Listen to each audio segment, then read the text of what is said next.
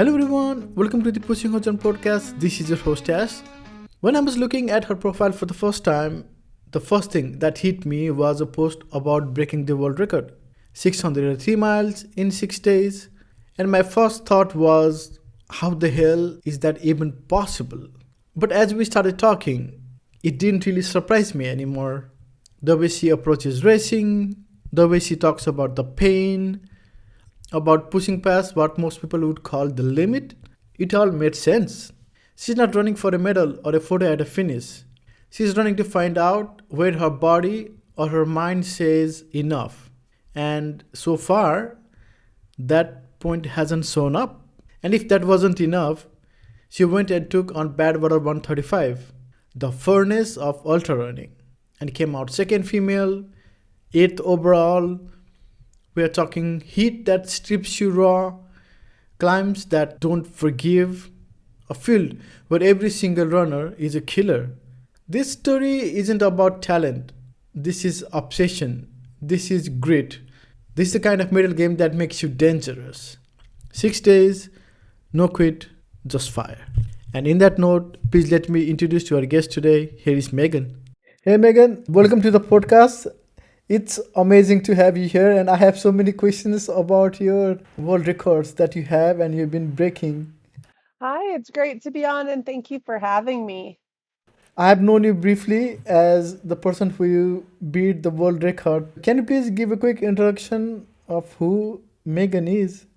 Yeah, I'm a runner, obviously, but besides a runner, I'm a school teacher, I'm a coach, I'm a traveler, an adventurer, pretty basic person, pretty normal person here who just really loves to run and see what the human body is capable of doing.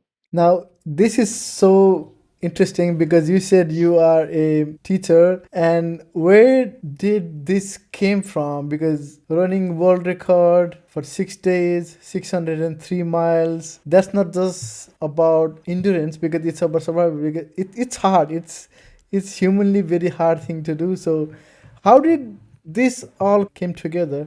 I was a late in life runner, actually. I didn't start till I was 29.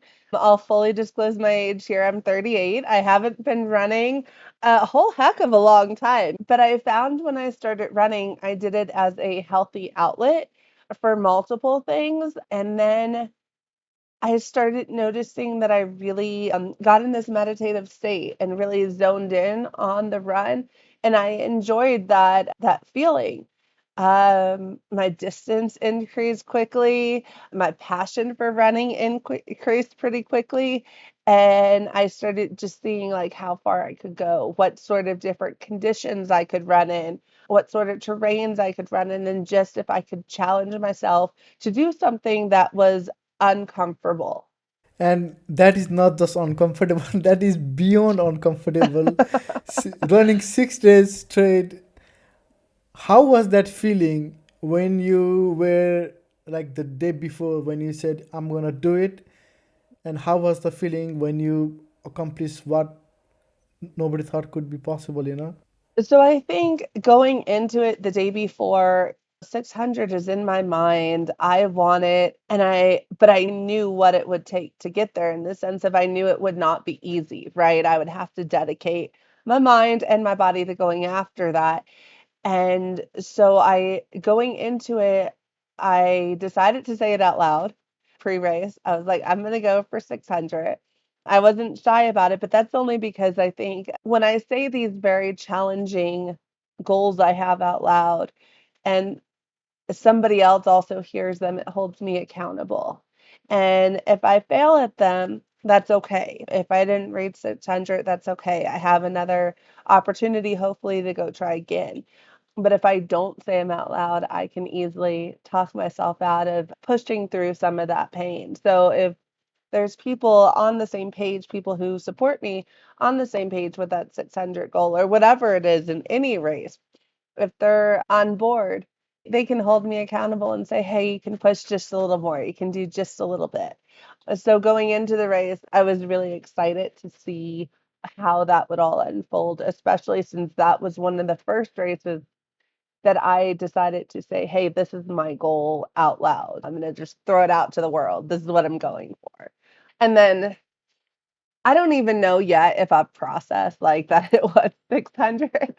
It still seems like a huge distance and just an incredible feat. That is a huge distance. That is a lot. It's not even. That's twice the Cocodona. Like you can do Cocodona twice with that, and even have something left like Yeah. Badwater 4 times, almost. Yeah. Yes. I cannot imagine how you did it. Was there any preparation leading to that event? I don't know how you even trained for it because it just seems so challenging. It's not even a word. It's just out of this world. So pre race, what was your plan how and how did you want to tackle it? So I did a lot of training leading into it to build that mental toughness because physically I had the experience of doing a sit-stay before. And I did know that for me, I experienced that there was a point where things didn't get any worse pain-wise, right? Your body just was at this constant, and you hear people even running 100, they talk about there's a point where the body hurts, but it's not getting any worse, and then you just slowly maintain that same threshold of pain level. And it's the same for a 6 day. So I knew at least what fails me in a 6 day could possibly be my mind. So I did training into it. I did a lot of multi runs in a day. So I would do a morning run, an afternoon run, an evening run, and I live in Santa Fe, New Mexico. So sometimes it's snowing in the winter, it's windy, it's blowing dust, it could be hot. We kind of have a wide variety of conditions, and regardless of what it was like outside, I still went out. I still did commit it to 3 miles every single time I went out. And so I tried to train in a way that kind of mirrored some of the mental stuff I could possibly face in the 6 day race. So when I came across it, it wouldn't be new and I would be able to deal with it, which I'm really glad I did because the first day it poured within 7 hours, I think, of starting the race in that 6 day event. It came down, the course was flooded, there were puddles up to our ankles. And there were people going around on the grass, which eventually you had to do because it was too slick. But then the grass got too slick because everybody was taking the grass. And it was all the hip flexors, the ankles, you're trying to stabilize and not fall down. And it like right from the get go, it was a mental challenge because you're thinking my feet could get screwed up 7 hours in. I could slip and fall 7 hours. Like already you're mentally in it. That is tough, like running for 6 days, and you just described like it's like for me that is already like okay, I can do that condition because rain is something that I cannot. Well, if my shoes gets wet, it's just like oh god, and I'm training for my first ultra, so good luck to me. I don't know how will I survive it, It's okay. and It's okay. You don't have to like your shoes getting wet. I hate my shoes getting wet. When I do my trail races, I'm like tiptoeing over the streams, finding all the dry rocks. Because, yeah, I am not a wet shoe person either. Just bring a change of socks and bring some shoes for your drop bags. You'll be fine. oh, okay, yeah, that is a good advice. And in this kind of multi-day events, right? You talked about this mental toughness that you have been trying to build with multi-day, like 3 or 4 times a day you go and you go do this run. Was there any point in these 6 days where you thought you already told the world that you're gonna do 600 miles, but deep inside you, was there any thought you were like, oh my god, this is tough. I don't know if I can do it. There's definitely those moments. I think day two, I was very determined to have a good day two. My first 6 day, I had a very poor day two. I got very few miles, spent most of the time off the track rather than on it. I was very determined to have a good day two. However, for me, that's also when you're in it enough, but you still have so much to go that the mind is trying to comprehend like how you can possibly get through the next 4.5 days with how tired you already are, how you physically feel, how and you do start to slow a little bit as you're going along. So day two, you feel that slow from day one. And I started asking my crew, I'm like, what's my pace? Am I still on pace? Am I still doing okay? And that's when it's good to have. I couldn't have mentally, I don't think I would have been able to stay in it without my crew saying, you're still good. It's still early. You're looking fine. You're right on target. Because I knew I was slowing down, that I wasn't going to have, I think my day one was 128 miles. And I'm like, I'm not going to have 128 miles on day two. There's no way. Nobody does.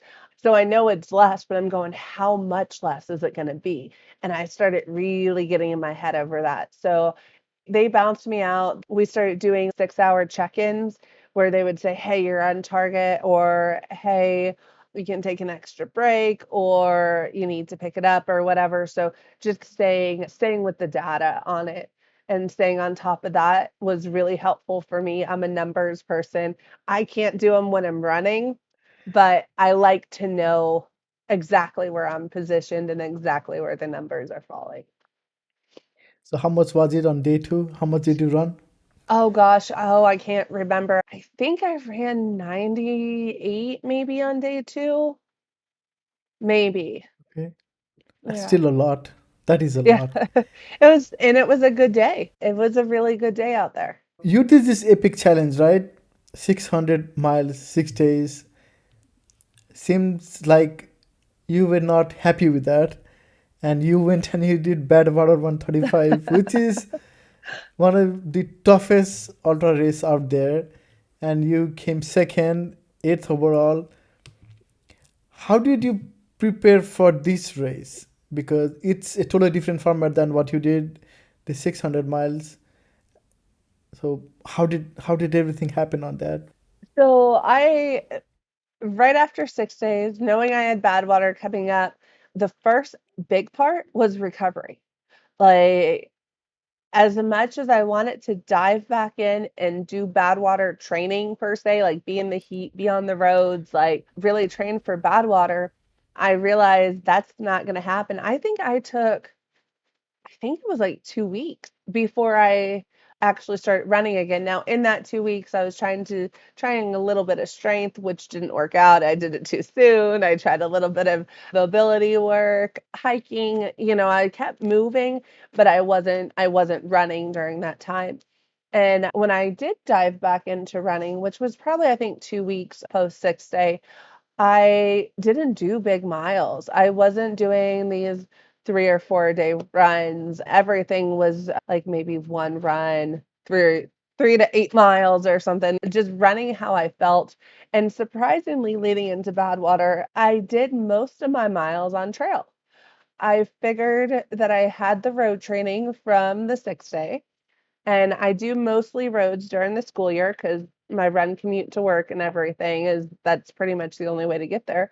So I did almost what I would like to call a mental reset where I love the trails. I'm very passionate about running trails and just being out in nature. And so I would go out and find a mountain and climb up a mountain and call that good. Call that a 10-mile route that I hiked most of it up and maybe ran a little bit down or something. I called that my training. And so it was more being mentally ready to push in Badwater than it was physically. I relied on what the body already was able to do. When you hear about Badwater, then there is so many history. There is this huge cloud over it, like it's toughest thing. It's very hard. It's brutal. Like you hear all of these stories from so many people who has done it. And now, as you went into the race, do you think it is how all the people have described it is? I will admit this year was more of a mild year temp wise, Yeah. but it still got to 114 in Panamint Valley. So it was still hot. You're still exposed, right? I mean, the sun's just beating down on you the whole time. Even if you get in the tailgate of your vehicle and get in the shadow of the hatch, you're not getting that much cooler. And then your crews are out there in it too the whole time. And yeah, it's tough. You have the things that I didn't expect, like You have the road camber, right? So you're constantly running on the left side of the road the whole time. So you have this slight little tilt, and Yeah. it's just enough that later in the race you're going, oh, this feels a little tweaked here. Or running into Lone Pine, you can see Lone Pine from 22 miles away. You know it's 22 miles down there, and it seems like it doesn't even get closer. So people talk about the heat. The heat is tough. There are strategies for the heat training, preparation, just being in it sort of thing, keeping ice on you and getting sprayed down, wearing sun shirts. All of those are strategies for the heat. But then there's the other side that people don't really talk about, like feeling like you're running in place because Lone Pine's 22 miles away. You can see it forever, you know? Um, so, yes, Badwater, to answer your question, yes, Badwater is tough. And how did you mentally prep yourself? Because it's a totally different format, right? Running 6 days, that was a totally different format, but and then you came to this one, and with all the hype around and everything, how were you able to prep yourself for this race? This race is was a huge opportunity for me to be able to be on that line that so many greats have run.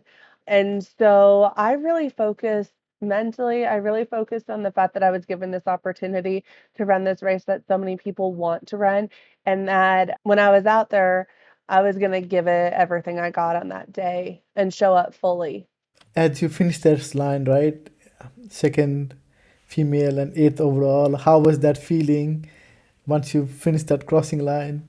I was so elated. I think the crew was too. We were just completely over the moon about the performance and about the experience, all the steps we shared together, and it was crossing that finish line.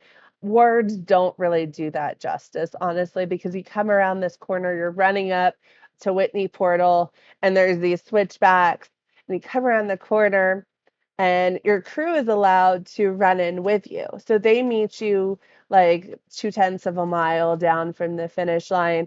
And I had my husband with me. He was pacing me up the mountain to Whitney Portal. But we come around this corner, and there's my other three crew members, and they're cheering and they're excited. And first of all, I thought it was another mile and a half to the finish line. So I'm telling my husband, I'm like, we got a mile and a half to go. We're going to do this. We're going to get up this mountain, and we come around the corner, and there they are. And it was just so meaningful to cross the finish line with each one of them, because each one of them have were been friends throughout ultra running. So I can't put that finish line into words very well. I tried. Before the event, is did you ever thought you would finish the podium when you finished that Um, race? I When I race, I don't focus on the podium. I don't focus on the competition. I even tell my athletes this that I coach in high school, that you can't focus on who shows up on race day. You cannot control that. You can have your personal goal, and then wherever that falls, great. But you cannot control who shows up on race day. So you know, podium going into the race was not really on my mind at all. It was my personal goals of my time goals, how I wanted to handle myself throughout the race, how we wanted to do the crewing running situation, all of that. I had goals there, and they all played out pretty well. My goal's really high too. So initially my goal was 24 hours, and then that's incredibly fast. And there's only been one woman who's gone sub 24 at Badwater, and that's Ashley Polson. So that was a big A goal, but you might as well aim high. So yeah, podium. I'm incredibly grateful to be on podium, but that was not my goal going in. Talking about this kind of long endurance events, right? I talked to a lot of folks who did Cocodona, and their sleeping was insane when they did 250 miles. Some slept 1.5 hour, and Harry was like, I slept only 50 minutes when he won that race. So how was it for you when you did this 600 milers? How much did you sleep, and how was your sleep deprivation? So I was off course for probably 33 hours over the course of the whole race. Now that doesn't include sleep, or that does include sleep, but that also includes eating, just taking a break off the feet, that sort of thing. So I'm not sure my exact sleep time. Every 12 hours, I would go down for an hour to 2.5 hours, depending. And then every like 6 hours, I would take a 30-minute break in between within the 12. So I'm not sure how much sleep I actually got over the course of the race. I do know that sleeping is very individual when you look at runners in the 6 day and how they attack sleep. Some people will just have every 12 hours, they'll have their sleep. Some people will run 10 hours and then be off course for six sleeping. Everybody has their own little attack strategy. For me, I do mini breaks, mini blocks. I'm looking at 6 hours at a time. And then my next little carrot, if you want to call it that, where I get to take a break and then I go another six. So it's breaking it down for me and having even, I can power sleep. I can do a 5 minute nap and get up and go, which actually on day two I did. I was so tired in the afternoon. I'm like, just give me five. So I sat in the chair and put my forehead on the chair a couple of times and then would get up and go. So there's different strategies for sleep and there's different approaches, and some work better for others than they would for me. So And how does that work? Like you just described over sleeping 5 minutes, when it's just like a regular people like me who don't do this kind of bigger event, that sounds insane. He said, and do you feel completely different when you take that 6 minute power nap? I think so. I think so. Like maybe not completely different. There's still a little bit of fatigue, but it does give you a burst. I find it gives me a little burst. Now, I've heard of people taking 20-minute sleeps and doing it, and I can't do that. When I wake up after 20, I'm exhausted. But five seems to be either five or 45. It's a one extreme or the other. But And do you, it's very it sometimes when you're physically tired and mentally tired running, it's just I've found maybe just the repetitive part of it. And that 5 minute isn't really a reset for sleepy fatigue as it is just for the mental fatigue of the repetitive running. I think that makes sense probably. Just the second where you're not moving, right? Yeah. And also you just talked, right? There is so many aspects when you do these kind of indoor events, the physical fatigue, mental fatigue, emotional fatigue too, because I don't know, I'll probably cry all the time when I'm doing this because it's so hard and so brutal. So how do you prepare yourself when you're just dealing with physical versus mental fatigue, anything? Those are like two different worlds there. They are, for me, it's the same answer, right? It's I get to do this. Um, there was a time where I didn't think running was my thing. I didn't even really know about it. And now I get to do this. Like I get to experience these feelings that really honestly very few people get to experience in that way. So anytime I'm stuck, anytime I get down on whatever's going on or how I'm feeling, it's like I get to be out here. I get to do this. That's pretty cool. Right, so we talked about how you did this incredible 600-mile race and then your Badwater experience. But if we take a step back from that and coming to you, you said you are a teacher. But for you, when did you thought that you want to get into this crazy world? Because it's a totally different from your job, right? Because you say you are a teacher, and you this is like your other life where you are going and kicking ass and doing all these kind of harder things. But to come to this particular moment where you are doing this in endurance events, where did that journey begin for you? The journey was really, I feel like my beginning was a very basic, kind of like everybody else, right? And maybe not, maybe I'm wrong, but I mean, it started with a mile that I couldn't run, so I would walk run it. and progressed into two.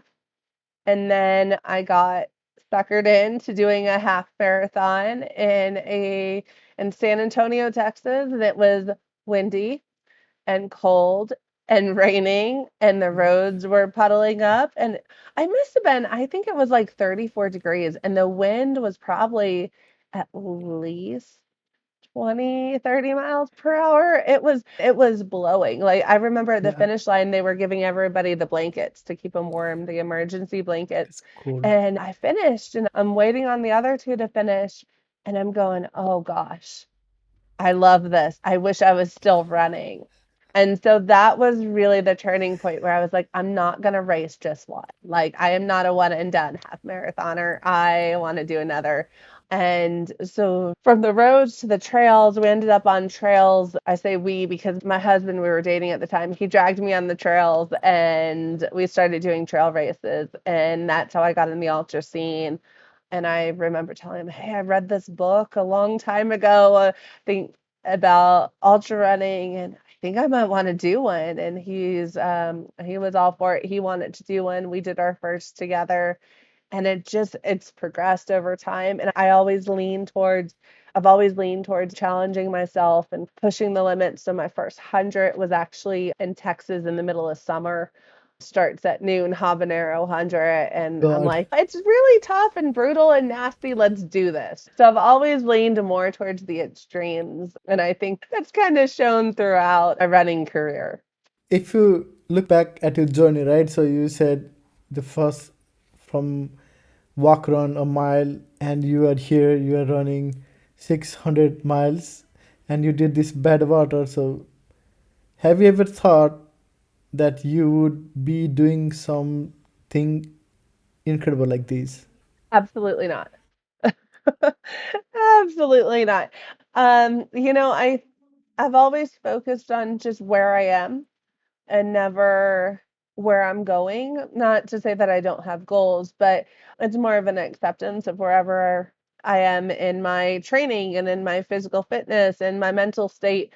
So, like when we were living in Texas and I would come up to Colorado and want to run these mountains, and I'm climbing up the mountains and I'm out of breath and I mean, it's tough. It's tough to come from 0 up to 10,000 or whatnot, and Yeah. you're just dizzy and fatigued and so on. It was like, okay, that's just where I am right now. That's just I can't I'm unable currently to climb like I want to, but I'm gonna enjoy being in the mountains for the time that I get there.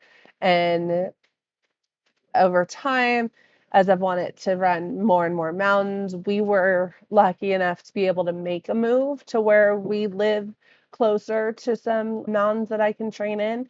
And that's made a difference. But it's just accepting, and I do that in recovery too. I just accept where I'm at. This hurts, that hurts. Okay, I just ran a race. Like, I'm not going to push through this. I'm just going to say I'm here and then go on. God, that is interesting. And you said when you did the 600 mile, second day was your hardest, right? Because that's where you usually feel, because it's just the beginning and not the end. And also there is these aspects where you run 200, 300, 400 miles because you are pounding every hour, every minute, every second. You are running and running and running, and body is wrecked. Like I don't know how your feet were, because it's probably brutal, because it's My not feet hold it's up great. That's the one part of oh the body wow. that, yes, my feet are always fine. Apart from feet, how did your body held up when you did the 600? There's a couple sharp turns on that course. It's in a campground. The body held up pretty well. I did have some issues with one of my IT bands just from the constant sharp corner. Um, I had My stomach held up pretty well. We had a little oh no, might have rhabdo scare, but I've spoken before. I was drinking a pink drink and eating pink food. So that's what happened there, which was really terrifying because it was day 4 and we weren't sure what to do about it. But Luckily, that resolved itself. But for the most part, I think the body held up well, minus the outer part of the right leg. When I had IT band issues, it was very hard to run. So how did you manage to run 200 more miles around 4 days? So how did you even continue running with the IT band? How is that possible? I'm not going to question the scientific side of KT tape or if it works or if it's placebo effect, but I slapped on some KT tape and convinced myself that it was gonna take care of it and just kept running. There's a lot of placebos, I think, in running. There's a lot of things that are very effective, and I don't look into that too much. I use the tape, and it really honestly did seem to help though. It took a little bit of the strain out of the um the IT band and made it a lot easier to move. I do use KT tape too when I was having the quad issues. So I agree, it kind of helps. When you are by yourself for so long, and do you have any kind of strategies for this mental fatigue that you have, because you want to be aware of what is going on, but then also you are so tired and sleep deprivation, hungry, I don't know, it so many things, right? So do you have any strategies for like the visualization and then mantras and mental games that you have to play with when the events are like multi-day like these? I like music and books. So, depending on how I'm feeling, I'll put on one or the other. I am really known for just singing along to the music as I'm running along, getting every other word out and just taking my mind off like where I currently am. And then books, I'll do audiobooks and just listen, especially during the day. It's not so much at night because I will go to sleep listening to books at night, but during the day, I can listen to audiobooks and just zone out. But in the 6 day, you're doing this loop course, so there's other crews that have tents set up, there's other runners. It's not a huge course. It's 7/10 of a mile about. And so you see people all the time. And I love seeing people when I run. I love seeing crews. I love seeing the other runners, the volunteers. And so I get a lot of my energy from the other people out there and hopefully spread a little bit of energy around also to others. Like you said, you like to see people and enjoy everybody who is around you, but do you also have this competitive nature when you are going for something such big, while you are going for the 600 single mile, or you are just by yourself? I don't care about other people. I don't know who else was running with you or who might have dropped off long time ago. So do you have this competitive nature while you are doing this? I'm definitely competitive. Yes, I'm definitely competitive. I At the same time, I hope everybody has like their very best race. The first place female at Badwater, Marisa Lizak, amazing runner. So proud of her. She and I have run together in the past. We ran at Desert Solstice. She ran a very strong, a very smart race, well deserved first place. So, yeah, of course, I would love first place. However, you also want your competitors to do well too. You want or at least I want the competition. I want the chase, or I want to be chased. That's part of what makes it fun. I was talking to Dante, right? So, and he was talking about toward the final stretch of the Cocodona, he didn't wanted Selby to see him, because when you see somebody in front of you, then it's being runner. We like to chase, right? We like to chase. We like to run faster, even though it's longer distances. It doesn't matter. We want to get closer. Do you also have the same thing when, if you're chasing somebody, you want to get closer, you want to beat that person in front of you and cross the competition? Oh, definitely. Definitely. 100%. And actually at Badwater, tracking the race, Harvey Lewis and I were spending quite a bit of time together. We were on very similar paces. And I'm a climber. I love to climb. So going up Whitney Portal, I'm pushing it. I'm just a little bit. I had my crew jump in and everything. Well, Harvey was ahead of me. I think he finished like 6 minutes ahead of me, if I remember right. But he had turned his headlamp off going up Whitney Portal, so I didn't know where he was because he knows I like to chase. He knows I like the little competitions. He had turned his headlamp off and his crew had turned their headlamp off or his pacer so that I couldn't see where he was at. So yes, I love the chase. I think we all do as runners, though, even regardless of because I've been in races where I'm further back in the pack, and it's still fun to see if you can tick that person off in front of you, the next person. So I, we all have a slight competitive drive. Yes, I think we do different levels, right? So you guys are top, like you guys are doing this incredible thing, but also I think everybody has that. It's like Mhm. it's probably that's why everybody always sprints at the end of the marathon, and I like to chill. Like I don't care about people. I'm just like I'm dying. I'm gonna take my time, We've all been in and that state too. I'm scared for my first ultra. It's in 3 weeks, and I'm nervous, and I think I'm getting this feeling that I don't know if I can do it, and it's hilly. I'm in Berlin, and we don't have a lot of hills like that, and it's been an interesting experience.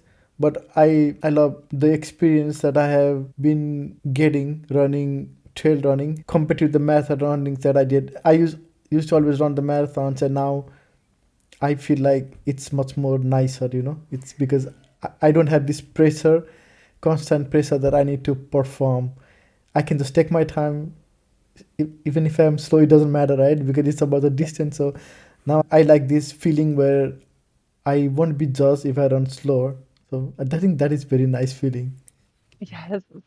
What's your first ultra? Which one are you going to run? It is near Belgium border, Germany and Belgium border. It's a Monsau. It's a mountain. It's a Monsau, 1000 meter of elevation, and they say it's a beautiful course. And I was just reading randomly the other day, and they said I was just in my mind 1000 already hard, and they went up and added it's a very nice course with so many beautiful sceneries, and it's a very challenging and difficult difficult course, and that's been putting like making me scared because this is something I've never done before, and it's way out of my comfort zone. So I'm kind of excited to do it, but also this feeling that how am I gonna do it? It's gonna be interesting. I don't think that feeling ever goes away. Is it? You feel Yeah, the same way? still. Still, like when I toe the line, it's there's nothing even all the way to the start until they say go. There's this, I don't know, it's a fear. I don't know. I don't want to call it a fear, but there is that feeling of just that anticipation. Did I do enough? Am I capable of doing this? Even gosh, any ultra. I did a 50K for the first time in a while in February, and I'm towing the line and I'm going, this is going to be really fast. Yes. I'm like, I haven't run fast in a while. This is going to be really fast. I don't know if I can do this. I did fine. I finished. I had a really strong day out there, but it's another one of the ways our mind like tries to protect us from something we don't need protection from. You're going to True. do wonderful. You're trained, right? You Yes, just got to yes. make it to that start line. Just make that first step. I've been thinking about it. How am I gonna do it? And I know I'm gonna finish it because it's 14 more kilometers than a marathon. So I'm thinking about how much I run, but I'm just scared about because it's super hilly. But it's just gonna be a matter of how long will it take. I think that's the thing. And if I can, because I'll be in a territory where I've never been after 4 5. I've run up to 5 hours, but I have not been over 5 hours. So that is probably where it's gonna be like that's the part I'm worried about is how will I do it at that moment when it happens. So I think that is the scary part is there's so many unknowns, and it's like Milton said, this is where growth happens, but that is for me the scary part is what happens if I don't show up that day. So I think that's the more scary part for me. It's just show up the day of and toe the line, and then One of my favorites is as long as you're moving forward, you're making progress. Oh, So, yeah. you're climbing up that hill and your breathing gets heavy. I mean, I've been there. I've totally been there. Your breathing gets heavy, you start to maybe get a little dizzy and you're going, what's going on here? And it's you want to stop, but you can take those few more steps. So as long as you're moving forward, you're making progress. I think that's the one of the most like popular phrase I have heard is forwarding the progress. And yesterday I did a podcast with Chris, and he said his checklist is, "Am I dead?" And no. Which to the mind sometimes says, I'm not dead yet, but Yes. no.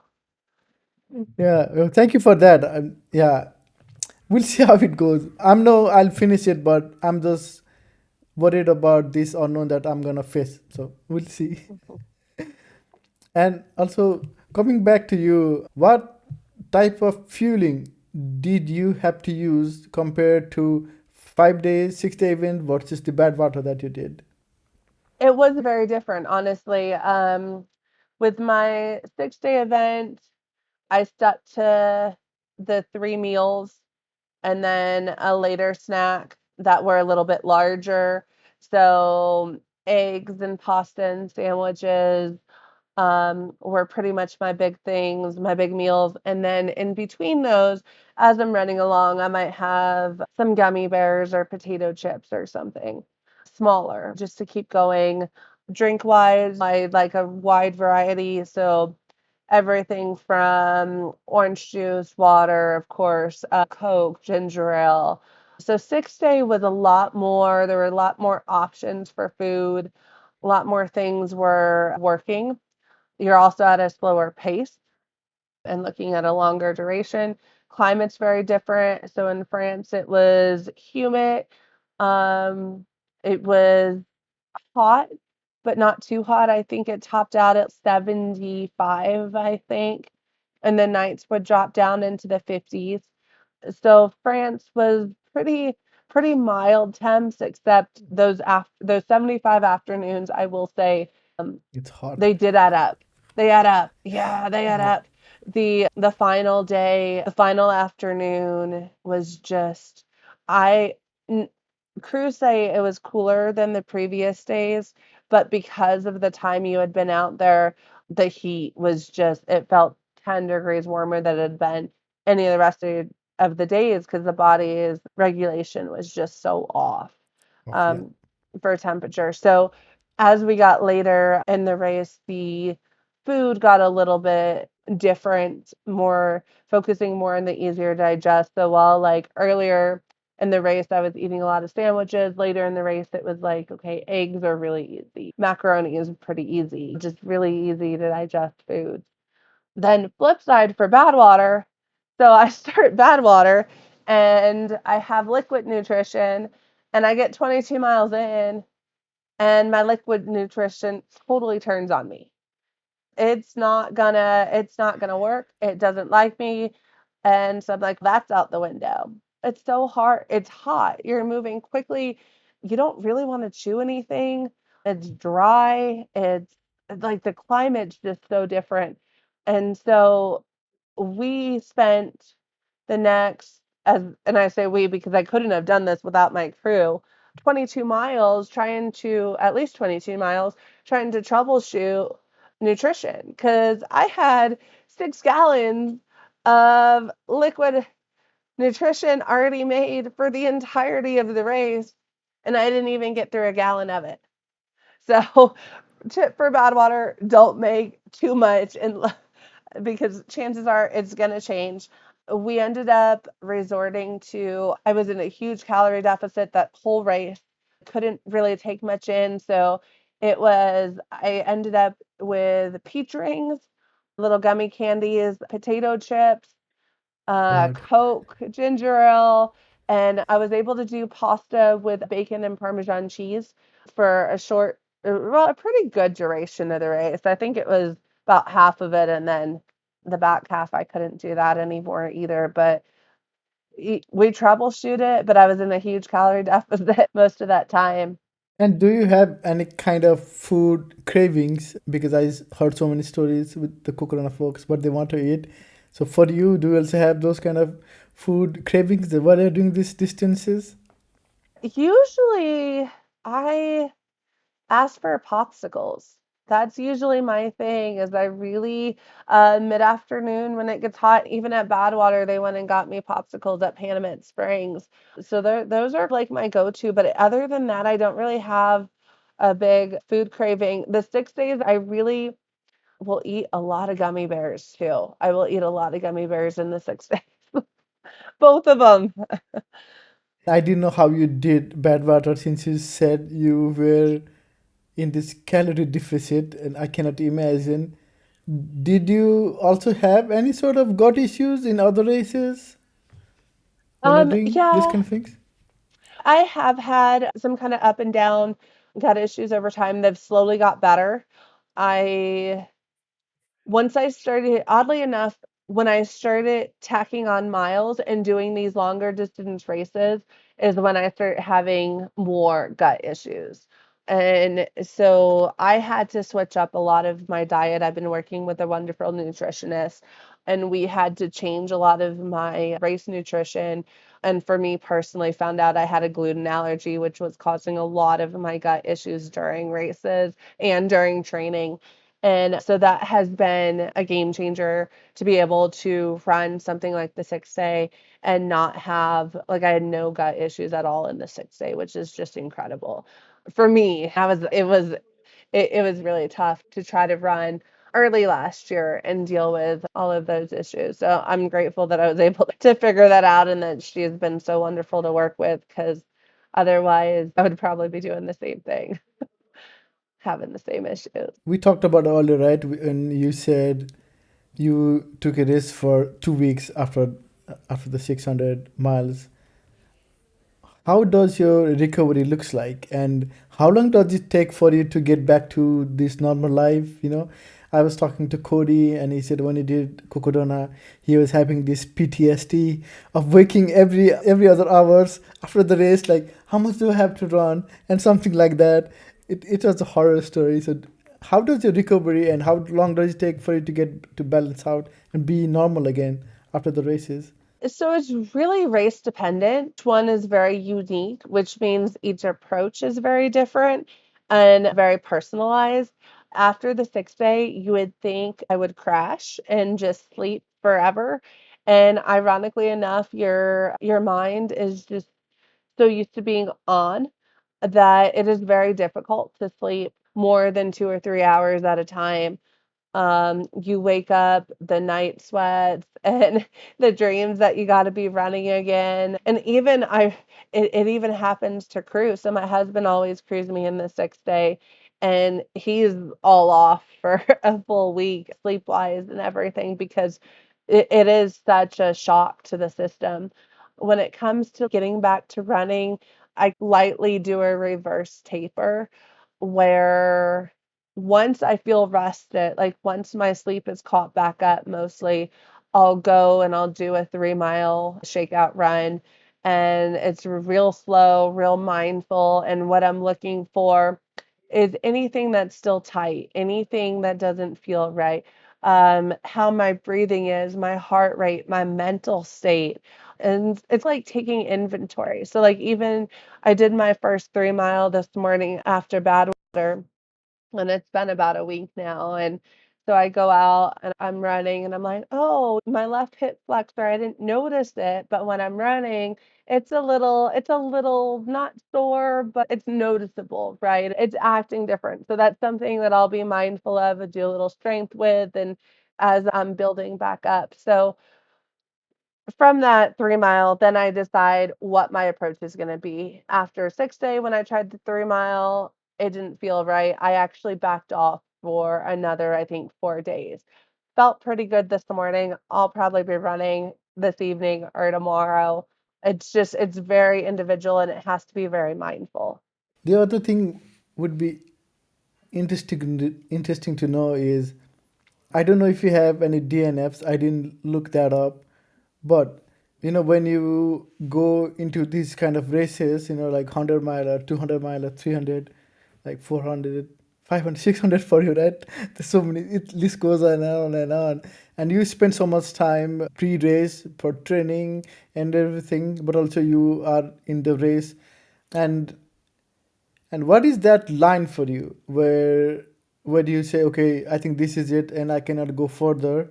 Do you have that sort of threshold where, like, I'm gonna run up until the right where I'm gonna go, but after this I'm not gonna go, something like that?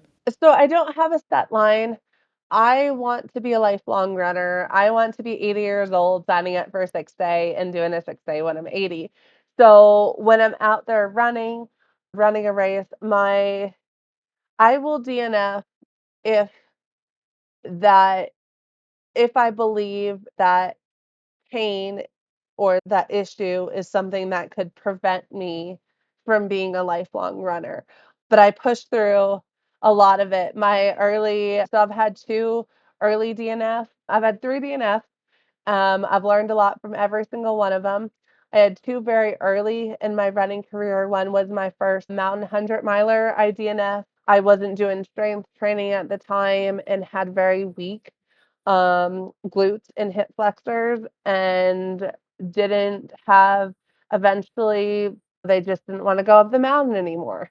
So I ended up scooting my butt down, like slowly coming up. It was a pretty miserable, gosh, I missed cutoff by like 20 minutes, but it was like a half mile section from the peak down to the miss cutoff. And I already knew I was going to miss cutoff.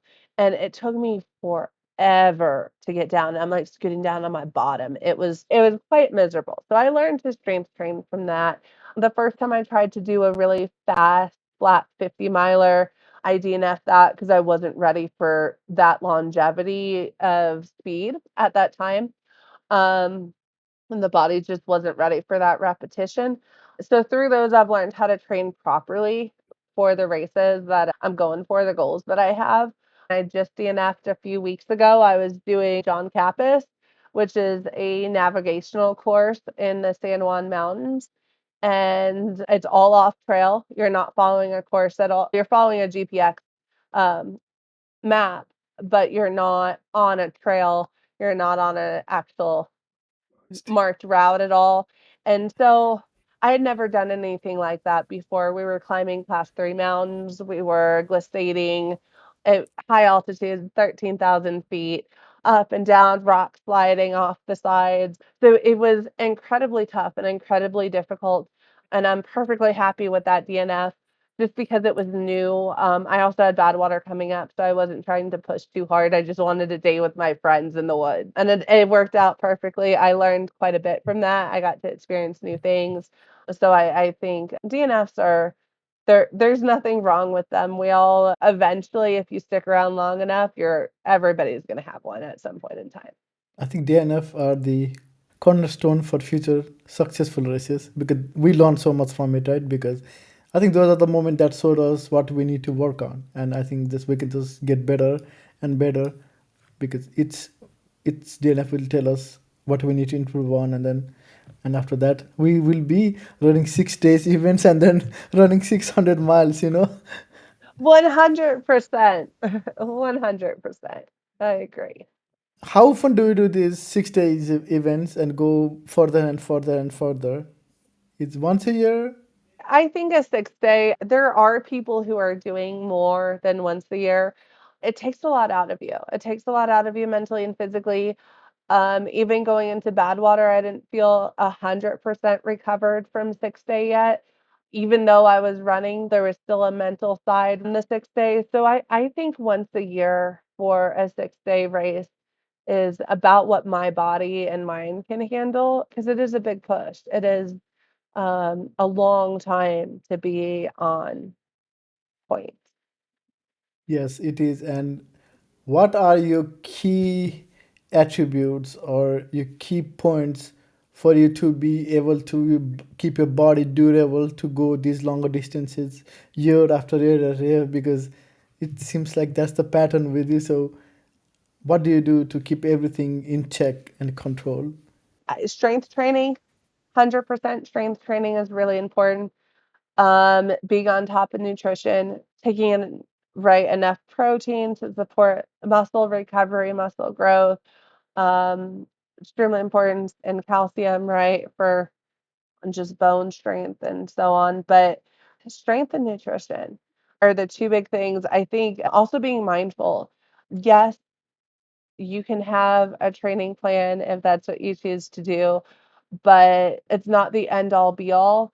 Your body's feedback is what I believe should guide training. And so if I go out for a run on a day and I'm like, I'm going for 8, and usually I decide the morning of, I don't have a training plan. So the morning of, I'll be like, okay, today I feel like doing 8 miles and this is where I feel like doing them. And so if I go out there and I get 4 in, like I said, 3 is my minimum. I'm probably gonna do 3, but if I get 4 in and I'm like, "Today just doesn't feel right," I'll go right back to the car and call it good. So I think being mindful of all of those signals our body gives us, it's gonna protect us. And sometimes we have to fight them if we're racing or if it's a tough training day, like, it's not always they get to bail out, but the knowing what the signals are. Like, this is too much, this is your threshold, this is call it good today, or this is just me, my body is saying this is a challenge. There's two different extremes. And I think the more we run, the more we get familiar with each one of those signals and what they mean. Have you ever had this moment in your running journey where you don't feel like running, and but still you somehow make your way? You said you do 3 mile is a minimum, but have there been any days where you feel like, I just don't want to run, I don't care? There have, and usually they're in recovery. Usually they're like post race, and those are the ones I don't fight. If there's a day where I'm like, I just don't want to run, and it's a post race day, and not a leading into a race. If I'm leading into a race and I don't want to run, I'm at least gonna lace up and do 3. And that doesn't happen very often, honestly, if it's because I love running. But if it's post race and I'm feeling like I don't wanna run that day, chances are it's a mental fatigue or physical thing going on, and I will skip that run or do something different that day if I feel like it is something that is recovery related. But it's all classifying what that feeling is and where it's coming from. If we look at your journey, right? You said you were a teacher, and then from all the way now you have this world record, and you have proven that you are there to win, and you can push way much further than we have ever imagined, all these kind of things, right? So where is this drive coming for you now? Is it just to beat the competition, like you said, you are a very competitive person, or it is just to go and push and see how much you can, how human body can push, or you just want to keep breaking records furthermore? It's definitely personal. It's definitely I wanna see what my body is capable of doing. I definitely want to see what other records I can go after and what else I can break, but it's a personal I feel like. It's not for records, but that seems to be happening. It's always been about just being grateful to be able to be out there and to be able to run, and then finding that the training that I've done combined with the ability to run, I guess, that I have, the combo combined, seems like a waste if I just don't use it. Go see what can happen. And when you look into the future, right? So what is in for you? Are you still trying to chase more records, or are you gonna return to Badwater, Cocodona, so many other bigger races? What is the plan? So I have records to chase. I am hopefully I think I got 30 days left until the big qualifying period for this year closes. And I'm at the at large list right now. So I will be chasing down my own record, woman's personal best bigs, hopefully going over 87 yards this year. Would love to be the first woman to get to 100, or even I'll throw it out there, maybe win it overall. Who knows?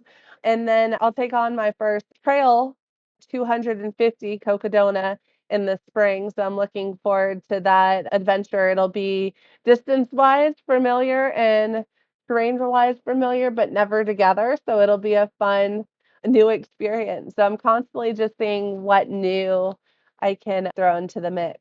Oh yeah, I cannot wait.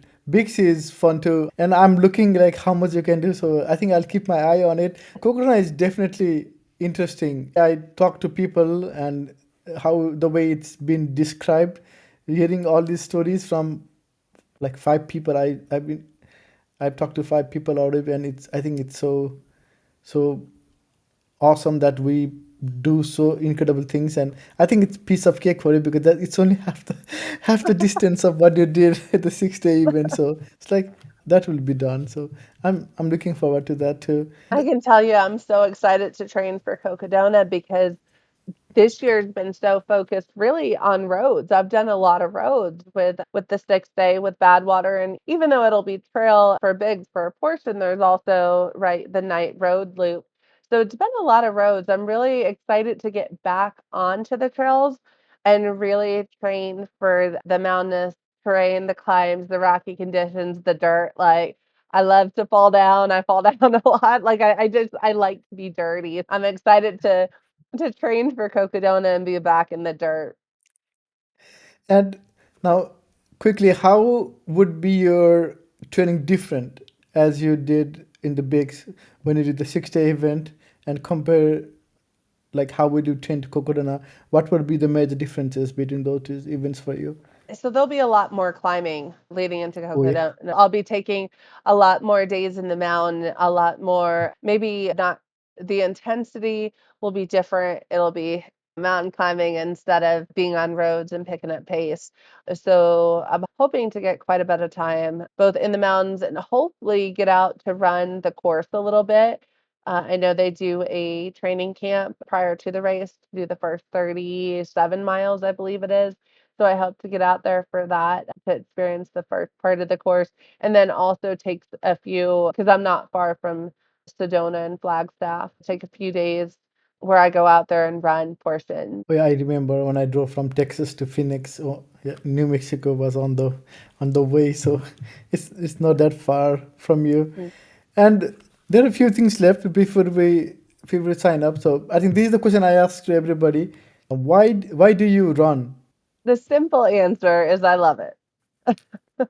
I love it. There's a feeling that comes running, and there's solutions, honestly, that come from running. And my mind is calm when I'm running, right? It's a thoughtful process, I feel. And yeah, just enjoy it.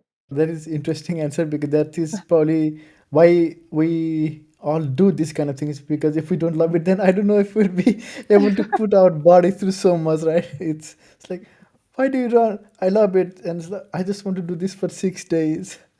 Yes. Um, I just have these quick questions left, and then the final question after this. So I'll just ask you a bunch of random questions, and whatever things comes to your mind first, please let me know. 6 day or bad water, which hurts more? 6 day Mountain or flat road ultras? mountain Heat or sleep deprivation? What's worse? heat Favorite post race guilty pleasure food? ice cream. Oh yeah, after the yeah, that's Yes. After the heat, you got to have the ice cream. yeah, yes, definitely. One race you would do every year if you could.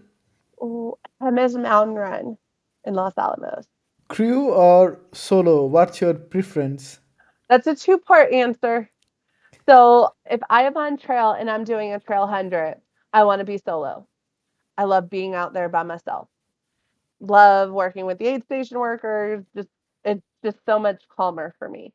If I am doing a race like Badwater, a 6 day race, a loop course of any sort, like a shorter loop course, even if it's on trail, but it's shorter, like 5 miles or less, I want crew. Because there's you experience the whole race with the crew. So you end up Yeah, with these shared stories.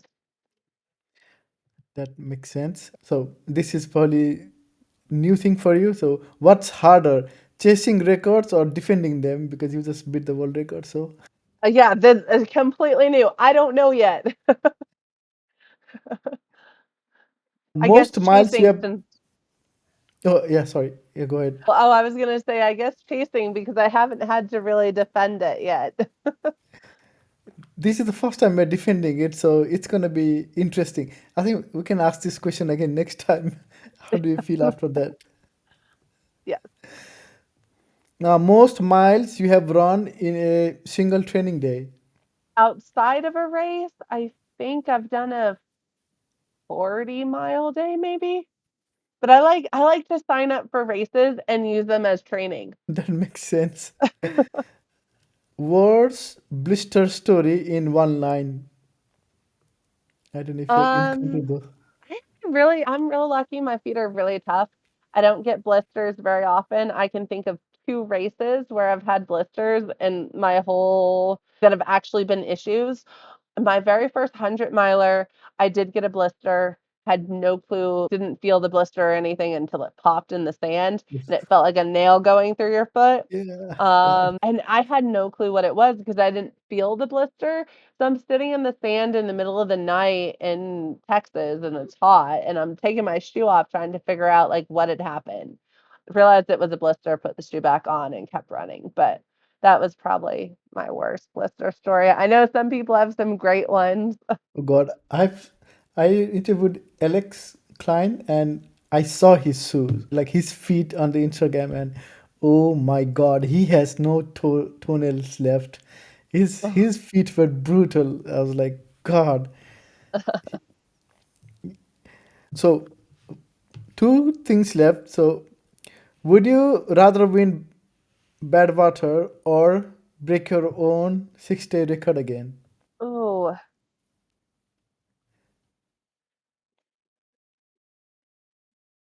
I can't pick. Can I pick both? They both would be really cool. I would be grateful to do either one. All right, so one final question left. I usually ask this to everybody too. I would like you to please finish this question for me. Running has changed my life because. It's allowed me to see things a little bit differently at a slower pace. Oh, yes. That is a very nice answer, like a world record, because it's 6 days and you described that perfectly. And it's been so nice conversation that I've only seen you through Instagram profile and I was able to talk to you today and get to know about you more and about your upcoming races. So I'll be cheering for you and looking how you do at the bigs and then the Cocodona. So it will be interesting how you do on those events. And I appreciate your time and this opportunity to talk to you on the podcast. Yes, thank you so much, Ash, for having me on. I And appreciate you. yep, me too. And yeah, and thank you so much. And good luck with your race. And I'll be keeping in touch and see how you do. Good luck with your race. I'll be following you. Yep. Oh yeah, thank you. I will. Yes. I'll put on it and see how I do. I'm super nervous, so finger crossed. I I I You s- I can be able to finish it. I hope so. you will. You will. Just keep moving. Yes. One Yes. step forward. And am I dead? Not yet. I think that's like two I two like kind. that one up. And the other one, I don't know if you know. I mean, you probably know Andrew Glaze. I saw his famous TikTok. It says, for 245 or 240 years left, and then 5K left, and your mom can run 5K. So that has always stuck in my head. And whenever I'm running, that always comes to me. It's like, okay, 5K more, and my mom can run it. So, There you go. You just have to have your own little mantra. I'll be curious to see which one you develop during the race for that oh God, suits you. yes. Yeah, that would. I'm interested to see how I do, and It's gonna be good experience. So regardless of what happens, if I DNF, then I already booked for 100K next year. So I'm all in. So I'm gonna do it and see how it goes. You'll get it. You'll get it. Yep. Okay. Thank you so much and have a good rest of the day for you. You too, Ash. Thank you. Okay. Bye bye. Bye. Hey everyone, thank you for making it to the end of the podcast. I hope you really enjoy this conversation. I'll see you again next time with another guest. Until then, happy running.